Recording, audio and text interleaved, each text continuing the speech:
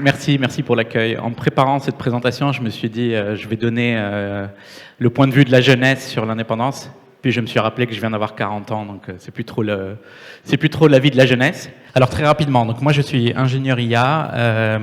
J'ai passé une période chez Microsoft. Ensuite j'ai fait un éditeur SaaS qui s'appelle Expensia, qui a été le plus gros exit dans la région MENA sur le SaaS spécifiquement. Et depuis, avec le même cofondateur, on a cofondé Thunders, qui est une solution IA pour le test logiciel. Donc quand les éditeurs créent ou déploient du logiciel, nous, on leur fournit une armée de testeurs basés sur l'IA. Donc ça, c'est Thunders. Disclaimer, je suis ni un économiste, ni un homme politique. Donc là, c'est vraiment mon point de vue, avec le moins de filtres possible, tout en restant politiquement correct.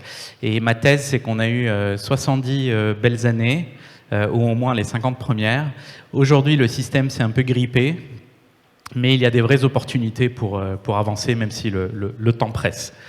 Je ne vais pas redire ce qui a été dit tout à l'heure, ça a été 70 belles années où il y a eu un réel développement humain en Tunisie, que ce soit sur l'espérance de vie, que ce soit sur l'éducation, que ce soit sur le développement des différents indices humains. Mais c'est vrai que le système s'est grippé depuis une vingtaine d'années, ça se voit sur le PIB par habitant, en parité de pouvoir d'achat. On voit qu'il y a eu un décollage qui a vraiment fait croire à tout le monde qu'on était parti pour être une économie intermédiaire, voire une économie développée. Puis le système s'est grippé, c'est en train de repartir, mais ça repart très timidement et il y a du travail de rattrapage à faire. Et donc la question, c'est pourquoi, de mon point de vue, et du point de vue de beaucoup de personnes qui vous ont présenté aujourd'hui, on a quand même en Tunisie la malchance ou la mauvaise gestion d'avoir 6 gros problèmes qui arrivent en même temps et qui s'alimentent, ces 6 problèmes-là. Le premier, c'est évidemment la souveraineté énergétique. Le deuxième, on est un pays qui est en déficit en eau. Et ça va quand même ensemble, parce que pour dessaler, il faut de l'énergie. Pour faire tourner les barrages et les centrales hydriques, il faut de l'eau. On a une vraie fuite des cerveaux. On a une économie tertiaire qui s'est beaucoup construite sur le low cost, une dette qui commence à être un vrai frein à pouvoir investir, et une relation avec l'UE qui, je dirais pas se grippe, mais a quelques petits frottements, on va dire, entre l'UE et la Tunisie sur un certain nombre de sujets, alors que l'UE reste quand même notre principal partenaire, autant économique que culturel. Et donc, c'est ces 6 points-là que j'ai envie de voir ensemble, et tout en gardant un certain optimisme, mais je pense qu'il faut être quand même assez cash sur les problèmes qu'on a. Le problème que vous avez vu tout à l'heure dans la table ronde, c'est qu'on est un importateur net d'énergie de manière assez massive. On importe aujourd'hui 62% de notre énergie, voire 71% si on considère que le gaz algérien est importé. Ce qui représente un déficit énorme. Si on n'avait pas ce déficit énergétique, on serait un pays qui n'a pas du tout de problème de balance de paiement, contrairement à ce qu'on pense. C'est l'énergie le principal boulet qu'on traîne. Il faut que j'apprenne à utiliser les clickers dans le bon sens. On est un pays qui est pauvre en eau. On fait partie des pays qui sont les plus pauvres en eau comparé à leur économie. Donc on a une économie qui tourne comme si on avait beaucoup d'eau, donc tourisme, des formes d'agriculture où, j'aime bien caricaturer, quand on exporte des oranges, en réalité, si on devait dessaler pour faire des oranges, en fait, on exporte de l'eau moins cher que ce qu'elle nous coûte à produire. Donc on a des produits sur lesquels on s'est concentré et qu'on exporte qui ne sont pas viables avec le manque d'eau que nous avons. Troisième handicap, c'est la fuite des cerveaux. Et je vais pas critiquer les gens qui quittent le pays, je l'ai fait moi-même, donc je suis mal placé pour critiquer. Mais le chiffre est quand même assez inquiétant. La Tunisie, qui fait partie des pays qui produisent le plus d'ingénieurs par habitant au monde, je crois même que c'est le numéro 1 en ingénieurs maths informatique, perd 20 ingénieurs par jour. 20, ça n'a pas l'air énorme, mais ça fait des milliers par an, ça fait 7000 par an, ce qui est énorme. Et donc, ça se fait avec l'argent du contribuable. C'est-à-dire que l'investissement qui est fait en éducation sert beaucoup à développer des économies qui ne sont pas l'économie locale. Et donc, ça, il va falloir qu'on l'attaque frontalement.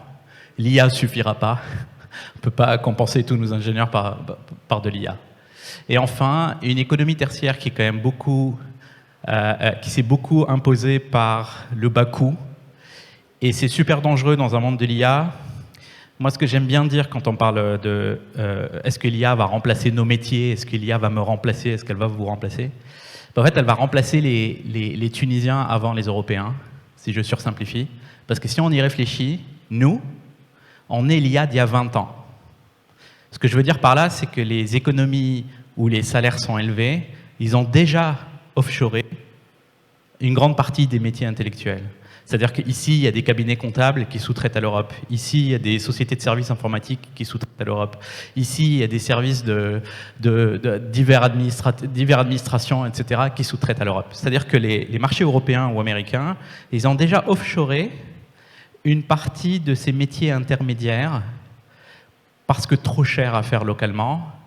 Et l'IA va remplacer ces métiers-là en premier. Et donc, j'ai déjà entendu d'un responsable gouvernemental que je ne citerai pas, qui a dit oui, mais la transition IA va d'abord se faire en Europe et on verra ensuite comment on s'y adapte. Non, non, les clients de l'IA vont nous remplacer, nous, avant d'aller remplacer les acteurs locaux, parce qu'on est l'IA d'il y a 20 ans. Donc ça, faut vraiment le prendre en compte. Et construire une économie sur « je suis le moins cher », c'est toujours risqué parce qu'il y a toujours moins cher. La dette, alors je vais pas m'étaler dessus, mais c'est quand même un tiers de nos dépenses maintenant. Et donc le vrai risque, c'est quand le service de la dette est supérieur à l'éducation, il y a des vraies limitations de marge de manœuvre. Et promis, mon but, c'est pas de vous déprimer, il y a des propositions de solutions.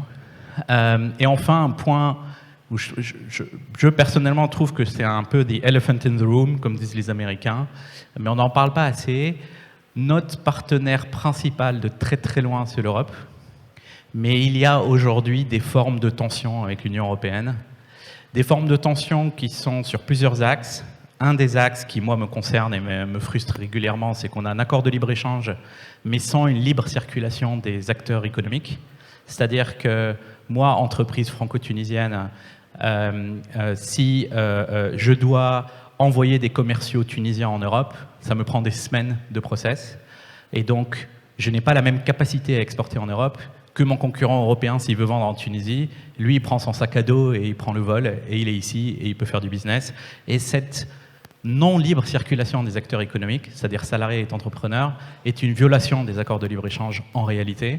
Et donc, il n'y a pas de libre-échange s'il n'y a pas de libre circulation. Ça, c'est le premier élément de friction avec l'Union européenne. Et le deuxième élément de friction dans ces relations-là, au-delà de la politique, c'est le génocide à Gaza, où beaucoup d'entrepreneurs africains, beaucoup de personnes en Afrique, inclus en Tunisie, voient d'un assez mauvais œil le traitement en Europe de ce qui se passe au Moyen-Orient, où beaucoup de personnes trouvent que l'Union européenne a violé ses valeurs en regardant ailleurs ou en soutenant, et donc remet en question ce type de relation dans la tête de beaucoup de gens, sauf qu'on ne peut pas se le permettre. L'Union européenne est notre partenaire principal, donc il va falloir crever l'abcès sur ces sujets-là. Je suis assez convaincu que les solutions existent, sinon pourquoi venir ici? Et dans les solutions qui existent, on a une chance énorme sur le solaire, je ne vais rien vous apprendre. Le solaire, le coût global du solaire a été divisé par 5 depuis 2010. C'est-à-dire qu'en 15 ans, en 16 ans, le coût a été divisé par 5. C'est devenu l'énergie la moins chère de l'histoire. Et c'est une opportunité énorme d'avoir un effet domino positif. C'est-à-dire que si on arrive à craquer l'énergie, on peut craquer la pénurie en eau avec du dessalement, on peut rendre notre économie plus compétitive, on peut investir dans l'IA, on peut vraiment créer une sacrée machine. Moi, je suis assez convaincu qu'on a perdu 20 ans, mais qu'enfin ça a démarré. C'est-à-dire que c'est plus juste un plan. Il y a un chiffre que je trouve impressionnant, c'est la Tunisie a importé 650 mégawatts de panneaux en capacité crête cette année. Pour vous donner une idée, la capa installée totale de la Tunisie, toute forme d'énergie, toute forme d'électricité confondue, c'est 5 gigas, donc 5000 mégawatts. Donc en un an, on a importé 12% de notre capacité installée, et c'est énorme. Mon côté entrepreneur ne peut pas s'empêcher de se dire Combien sont bloqués à la douane, combien sont bloqués au port, combien ne sont pas encore mis en place, combien ne sont pas encore raccordés à la STEG, à combien d'entrepreneurs en cassent les pieds pour les mettre en place. Mais n'empêche que c'est un chiffre qui donne de l'espoir. C'est-à-dire que si on continue sur cette démarche 5 à 6 ans, on a quasiment doublé la capacité installée dans le pays avec une énergie entre guillemets gratuite. Donc ça me rend extrêmement optimiste. Et moi, personnellement, j'investis dans le solaire maintenant, alors que ce n'était pas du tout un sujet que je regarde. Sur l'eau, beaucoup de personnes y ont parlé, y compris dans le panel d'avant. Aujourd'hui, en réalité, il y a du dessalement en Tunisie. J'ai moi-même été surpris quand j'ai vu le chiffre. J'ai dû aller le vérifier 15 fois pour être sûr qu'il est réel. En Tunisie, on dessale 15% de nos besoins en eau. C'est beaucoup plus que ce que je pensais. Donc ça veut dire qu'il y a les compétences, il y a l'industrie pour le faire. C'est juste pas du tout rentable pour certaines activités. Peut-être que c'est rentable de dessaler pour boire, peut-être pour les douches de nos meilleurs hôtels, pour produire des oranges, probablement pas. Donc il va falloir aller plus loin dans le dessalement et le faire avec une énergie la moins chère possible, mais ça suffira pas. Il faut quand même économiser de l'énergie et transformer notre agriculture. Et sur ce point-là, je suis moins optimiste parce que je ne vois pas de changement réel, surtout sur la partie agriculture, où je ne vois pas notre modèle se transformer pour produire des choses qui consomment beaucoup moins d'eau. Troisième point sur lequel moi je suis coupable, moi dans toutes les entreprises dans lesquelles j'ai investi, quasiment toutes, ou les 2 que j'ai créées, on a toujours exporté en Europe et aux États-Unis, alors qu'on fait partie d'un continent qui a la croissance la plus élevée, qui a 1,5 milliard d'habitants et qui est un marché pour lequel nous, on est très compétitifs. Et je vois autour de moi des entrepreneurs qui ont des réussites qui à chaque fois m'impressionnent, mais clairement, le niveau d'échange qu'on a avec l'Afrique, alors qu'on est dans une zone de libre-échange, est ridicule comparé au potentiel que la Tunisie pourrait avoir. Et je pense que il y a un certain nombre d'ingrédients qui manquent, justement. C'est-à-dire qu'il y a de la volonté, il y a des entrepreneurs qui se battent, mais il y a quand même des bases, qui est que pour avoir un marché, il faut avoir des vols, il faut pouvoir y aller, quoi. Il faut avoir du transport, il faut avoir des ambassades, et il faut avoir des banques. Comment ? Et voilà, il faut la logistique, voilà, il faut pouvoir y aller, il faut pouvoir envoyer de la marchandise, etc. Là-dessus, on a quand même beaucoup de retard. Il faut des ambassades, et il faut des banques. Donc je ne veux pas taper sur les banques qui ont apparemment beaucoup subventionné ici, mais on a parmi les banques les moins entreprenantes du continent et les moins innovantes et actives sur le continent quand on compare à nos voisins. Et donc ça, il va falloir craquer ces sujets-là si on veut vraiment exporter en Afrique. Et je veux féliciter tous ceux qui arrivent à le faire parce que je suis à chaque fois impressionné. Et moi, dans mon entreprise, on vient de gagner notre premier client africain. Ça me fait vraiment bizarre, sachant qu'on a toujours été câblé pour exporter en Europe. Ensuite, pour la fuite des talents, je pense que c'est le sujet sur lequel on fait le moins. C'est-à-dire que sur l'électricité, je suis très optimiste. Sur l'eau, je suis un peu plus optimiste que ce que je pensais avant de préparer ça. Sur la fuite des talents, je pense qu'on ne fait pas du tout ce qu'il faut, et je pense qu'on fait même l'inverse de ce qu'il faut. Pour la fuite des talents, il faut, comprendre qu'on est dans un marché globalisé, surtout sur les talents, et qu'il faut pouvoir rémunérer correctement. Et en Tunisie, il y a un challenge dans le fait de rémunérer correctement, c'est que le taux d'imposition explose très tôt. Les tranches tunisiennes sont basses, c'est-à-dire que en Tunisie, la tranche la plus haute, elle est de mémoire nette après impôt, elle est peut-être à 3 000 dinars par mois. Les meilleurs talents, ils ne sont pas à 3 000 dinars par mois. Donc la courbe d'imposition monte tellement vite que, croyez mon expérience, c'est moins cher d'avoir un ingénieur IA senior en France, pour moi, que de l'avoir en Tunisie. Okay. Donc, il faut sortir de la tête l'idée que les ingénieurs coûtent moins cher en Tunisie. C'est vrai pour des ingénieurs juniors, c'est vrai pour certaines grilles de salaire. Dès que c'est un talent senior, en réalité, par la fiscalité, ça coûte plus cher en Tunisie. On m'a censuré, ça y est. Parce qu'en France, il y a le crédit impôt recherche. En France, les grilles d'imposition ne suivent pas à la même vitesse, ce qui fait que ce n'est pas pratique et pas faisable d'avoir une vraie base de talent en Tunisie d'une certaine taille. Et il faut aussi réviser le code de change. C'est-à-dire, il faut être terre à terre. Hein. Les gens, ils bossent pas juste pour bosser. Ils ont une vie, ils veulent voyager, veulent découvrir le monde, veulent avoir des plaisirs, veulent acheter sur Amazon. Donc, même si on les paye 25 000 dinars, à un moment, ils vont pas rester. Parce que ce code de change est un handicap au plaisir de la vie, si vous voulez, si je peux être aussi direct. Donc, tant qu'il n'y aura pas de révision de code de change, on aura beaucoup de difficultés à garder les talents et on aura beaucoup de difficultés à faire venir les talents tunisiens et encore plus de difficultés à faire venir des talents de l'étranger. Il faut être capable d'importer des compétences. Aucun pays n'est devenu un leader de la technologie juste avec sa population. Il faut être capable d'être compétitif. Il faut être capable de ramener des ingénieurs du Sénégal, du Congo, de la Corée, de peu importe. Donc pour ça, il faut revoir le système des visas. Et enfin, il faut pouvoir attirer les bons investisseurs. Et encore une fois, je reviens au code de change. Et quand je dis qu'il faut réviser le code de change, c'est réellement en superficie, à la marge du code de change. C'est-à-dire personne ne demande un Big Bang, personne ne demande la convertibilité du dinar, mais les entrepreneurs, ils demandent certains changements de bon sens en termes de risque, en termes de définition des infractions douanières, en termes de capacité à avoir des actifs à l'étranger. Moi, personnellement, entrepreneur tunisien, franco-tunisien, je refuse d'investir dans n'importe quelle start-up dont le siège est à Tunis. C'est aussi simple que ça. Alors que j'adore les entrepreneurs tunisiens, j'ai investi dans une quinzaine de startups tunisiennes, et ma condition numéro 1 quand j'investis dans une startup tunisienne, c'est qu'elle déménage son siège.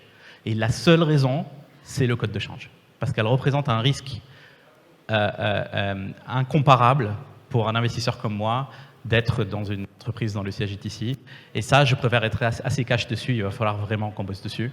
Et ensuite, on pourra combattre cette fuite des talents. Enfin, un autre chiffre qui m'a choqué quand j'ai préparé ça, cette année, la Chine est devenue le partenaire économique numéro 1. Ça a dépassé l'Italie, ça a dépassé la France. Et ça pose des vraies questions. Pas que j'ai quelque chose contre la Chine, je trouve que c'est bien qu'on multiplie nos partenaires économiques. Le problème d'avoir la Chine comme partenaire économique, c'est qu'on n'est pas vraiment partenaire économique, on est un État client. C'est-à-dire qu'on ne vend pas grand-chose à la Chine, on achète de la Chine. Et donc ça pose des réels problèmes de balance commerciale. Et donc il va falloir vraiment qu'on réfléchisse à qu'est-ce qu'on peut apporter à la Chine si on veut avoir une relation équilibrée. On ne peut pas juste acheter de la Chine. Qu'est-ce qu'on peut apporter? Et ça, ça dépasse mes compétences, mais il y a des vrais sujets à être potentiellement un hub africain pour la Chine, à être un hub de logistique, à être capable d'être un pont vers cette Afrique-là, au-delà des sujets classiques d'agriculture, de tourisme, etc. Mais il va falloir vraiment équilibrer cette balance, sinon c'est compliqué. On m'a demandé d'aller vite, hein, c'est pour ça que je vais vite.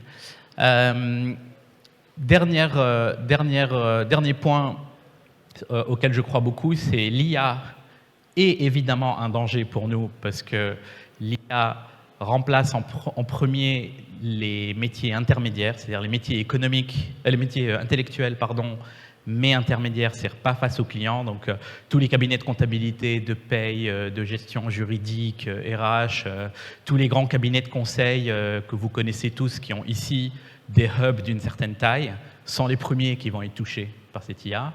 Mais c'est également une opportunité pour le secteur technologique tunisien qui produit beaucoup d'ingénieurs, qui a dans plusieurs exemples et plusieurs opportunités une vraie avance dans certains secteurs de l'IA. C'est une vraie opportunité à venir compenser cette destruction d'emplois, voire pourquoi pas être un leader sur certaines niches dans l'IA ou certains secteurs dans l'IA. Et pour finir sur une touche un peu plus optimiste, la Tunisie n'est pas toujours spectatrice dans l'IA. Une des plus grosses acquisitions dans l'IA en Afrique, c'est quand même une entreprise qui a démarré en Tunisie, qui est en Tunisie et qui a gardé ses racines en Tunisie, qui est Instadeep, qui a été racheté par BioNTech en Allemagne.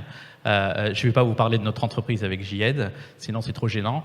Et il y a dans la diaspora tunisienne à l'étranger, dans les grands labos d'IA, aussi beaucoup d'entrepreneurs tunisiens dans l'IA, qui le font à l'étranger parce qu'ils ont toujours peur que ce soit un handicap de le faire en Tunisie. Je peux vous citer un exemple personnel. Moi, j'investis dans des startups et il y a aux États-Unis un accélérateur qui est un peu un accélérateur star qui s'appelle YC, Y Combinator, qui est un peu un tampon des startups qui ont le plus de chances de réussite, parce que c'est un accélérateur qui est ultra compétitif et qui fait 4 promotions par an. Dans la promotion, la promotion du printemps, il y a 3 entreprises portées par des entrepreneurs tunisiens dans le même batch. Okay, et donc ça montre que être un vrai acteur dans l'IA, c'est pas de la science-fiction, mais il va falloir régler les autres problèmes pour se dire pourquoi ces entrepreneurs-là, ils décident de partir avant de fonder leur entreprise ou avant d'avoir une chance de réussite. Et il va falloir trouver comment les garder, les motiver et faire de la Tunisie un hub dans l'IA. Je pense que c'est une vraie fenêtre d'opportunité qu'il ne faut pas rater. Donc, comme je disais, c'est mon point de vue de quelqu'un qui n'est pas un économiste, qui n'est pas dans la politique. Donc je voulais changer un peu de ce que vous avez vu jusque-là et vous donner avec mes tripes mon point de vue. Donc, la Tunisie, elle a réussi sur les 50 premières années de l'indépendance à faire une réelle transition très difficile, presque exemplaire, d'alphabétisation, de construction d'infrastructures, de construction d'une économie tertiaire qui tient la route, d'une balance commerciale qui tient la route, etc., avec une stabilité impressionnante. Mais c'est grippé depuis 20 ans et on a quand même des atouts, le soleil, l'IA, le marché africain, et il va falloir puiser dans ces atouts-là si on veut que ça marche. Voilà, j'essaie de faire aussi court que je peux. Merci à tous.